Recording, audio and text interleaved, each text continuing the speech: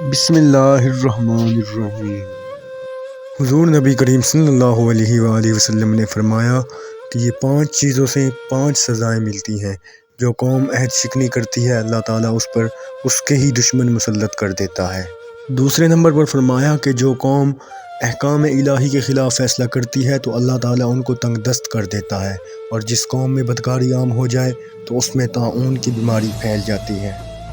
اور پھر چوتھے نمبر پر فرمایا کہ جو قوم ناپ تول میں کمی کرتی ہے تو وہاں زرعی پیداوار میں برکت نہیں رہتی اور قحط سالی کا دور شروع ہو جاتا ہے۔ پھر 5ویں نمبر پر فرمایا کہ جو قوم زکوٰۃ نہیں دیتی اللہ تعالیٰ ان پر رحمت کی بارش نازل نہیں فرماتا ہے۔ حضور نبی کریم صلی اللہ علیہ وآلہ وسلم نے فرمایا کہ جو شخص نرمی کی صفت سے محروم کر دیا گیا گویا وہ سارے خیر سے محروم کر دیا گیا۔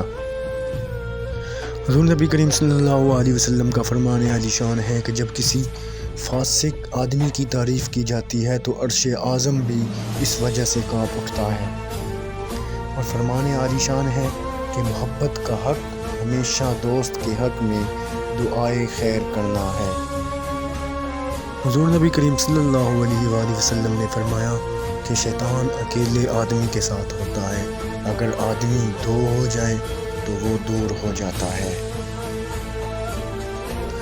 آپ صلی اللہ علیہ وسلم کا فرمان عالی شان ہے کہ اگر تم اللہ تعالیٰ کو پہچان لیتے جیسا کہ اس کو پہچاننے کا حق ہے تو تم سمندروں پر پاؤں پاؤں چلتے اور تمہاری دعاؤں سے پہاڑ بھی اپنی جگہ سے ہل جاتے۔